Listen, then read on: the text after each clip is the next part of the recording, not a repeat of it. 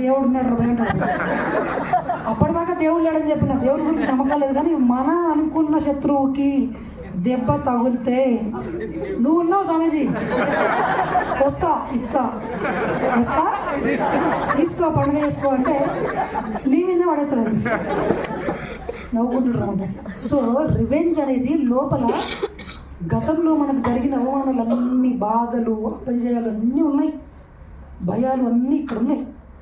Sir నాకు భయం అవుతుంది సార్, నాకు దెబ్బ వచ్చింది సార్, నాకు కాన్ఫిడెన్స్ రావట్లేదు సార్ అంటే ఇవన్నీ టెక్నికల్ చెప్తుంటారు అందరూ, పనిచేయవు. అందుకే భద్ర సార్ ఏమంటాడు, कुछ भी नहीं चलता, 3 घंटे बैठो एक ही जगह पे, 1 घंटा 1 घंटा 1 घंटा नहीं तो आधा घंटा, कम से कम 15 मिनट्स టు అరగంట ఒక టైంలో కూర్చోలేమా 15 నిమిషాలు? ఎందుకు కూర్చోవాలి చెప్పండి? ఏం క్లీన్ కావాలి? నిన్న అర్చన మేడం బాగా చెప్పారు, మనసులోంచి ఎన్నో ఆలోచనలు వస్తాయి. మనము ఏం డోర్ ఓపెన్ చేసినాం? చంద్రముఖి, మొత్తం భూసంత ఉంది. ఎవరేం చెప్పినా ఇదే చెప్తారు.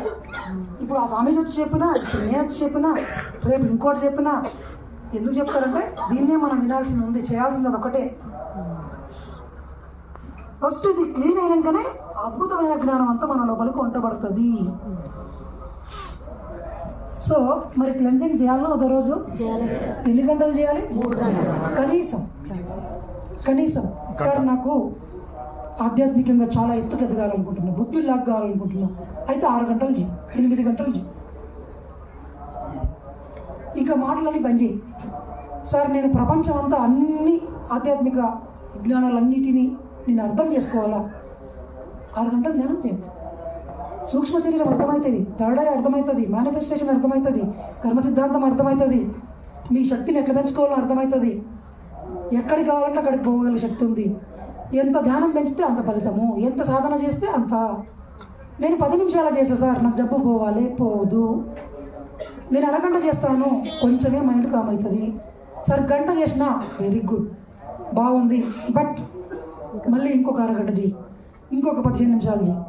సో చెప్పండి, ప్రతిరోజు నేను క్రమం తప్పకుండా 3 గంటలు ధ్యానం చేస్తాను.